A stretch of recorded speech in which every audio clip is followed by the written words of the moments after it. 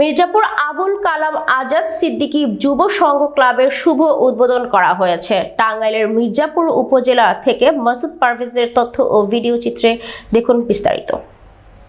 শনিবার 8 ফেব্রুয়ারি বিকেল বেলা উপজেলার বড়চালা বাজার ডোহাতলি এলাকায় সাবেক প্রধানমন্ত্রী বেগম খালেদা জিয়ার রোগ মুক্তি কামনায় দোয়া মাহফিল ও আবুল কালাম আজাদ সিদ্দিকী যুব সংঘ ক্লাবের শুভ উদ্বোধন করা হয়েছে।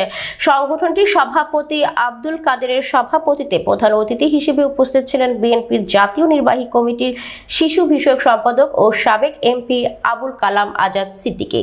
এছাড়াও উপস্থিত ছিলেন মির্জাপুর উপজেলা বিএনপির ভারপ্রাপ্ত সভাপতি অ্যাডভোকেট আব্দুর রৌফ ও সাধারণ সম্পাদক খন্দকার সালাউদ্দিন আরিফ, সহ সভাপতি ডিএম শওকত আকবর, সাংগঠনিক সম্পাদক ডিএম শফিকুল ইসলাম ফরিদ, প্রচার ও প্রকাশনার বিষয়ক সম্পাদক তাহিরুল হক খোকন, তরফপুর ইউনিয়ন পরিষদের চেয়ারম্যান আজিজ রেজা, তরফপুর ইউনিয়ন বিএনপির সভাপতি বশির উদ্দিন খান ও সাধারণ সম্পাদক মোজাব্বেল হক, বাসতৈল ইউনিয়ন বিএনপির সভাপতি আজহারুল ইসলাম ও সাধারণ সম্পাদক আবুল কালাম আজাদ সহ প্রমুখ।